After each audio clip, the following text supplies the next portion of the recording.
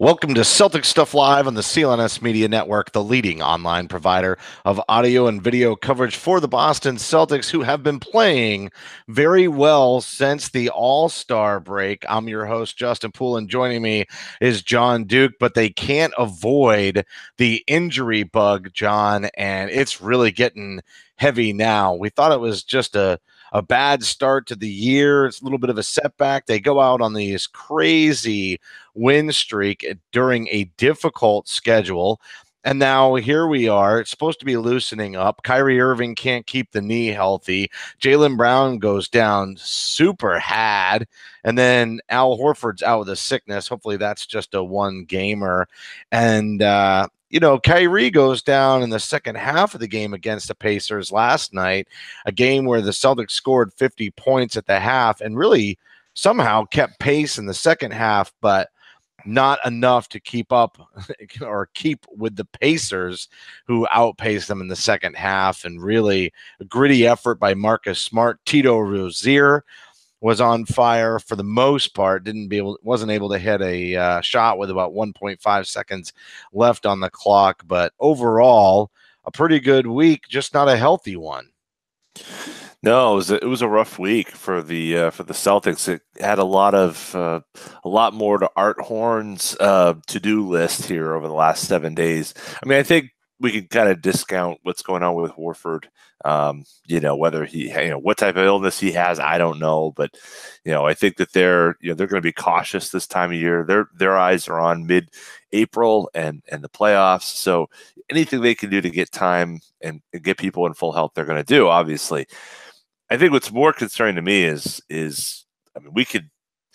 Jaylen obviously is the most concerning thing. Arguably, that was the worst thing, including Hayward's injury, that I saw in terms of injuries this year. Weird how he was still clutching his fingers together in a fist, and like he was still trying to hold on to the rim, because when he was up there, it was clear he knew that he needed to hold on to that rim. And when you're going at it so hard like that, that momentum carries you forward. You really want to be able to hold on and let it swing backward, and it didn't. He obviously couldn't hold on, and that wound up for an awkward fall. Well, we've seen a lot of guys, in fact, probably more quarterbacks this past year. The Case Keenum I think for the Vikings, he was concussed, and he actually ended up going to convulsions. But effectively, he had that was odd. That was a scary watch. He had those hands kind of locked, just like Jaylen had his hands locked kind of after that hit.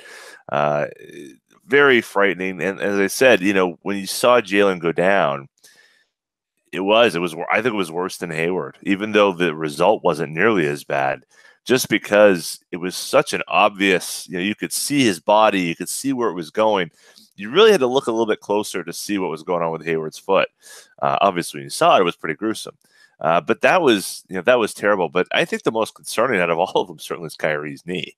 You get all this time off in between the Minnesota game Thursday night and the Pacers game on Sunday, and you'd think that rest would help. I didn't see anything in particular that he had tweaked or any particular, banging of knees or anything.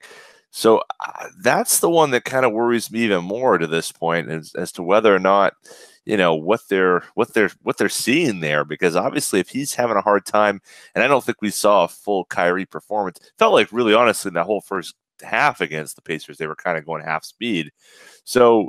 The Pacers were so ugly. Yeah, the Pacers were so ugly in that first half that it wound up being okay, I guess, for them to be able to stake a 10-point lead at the half. But I agree with you. So let's put it this way. On Thursday against the Minnesota T-Wolves, they clinched a playoff berth. At this point, with these many injuries, and you're just trying to keep people healthy for the postseason, it's been a struggle. Do you kind of let somebody like KYRIE take a break? Terry Rozier's been on fire.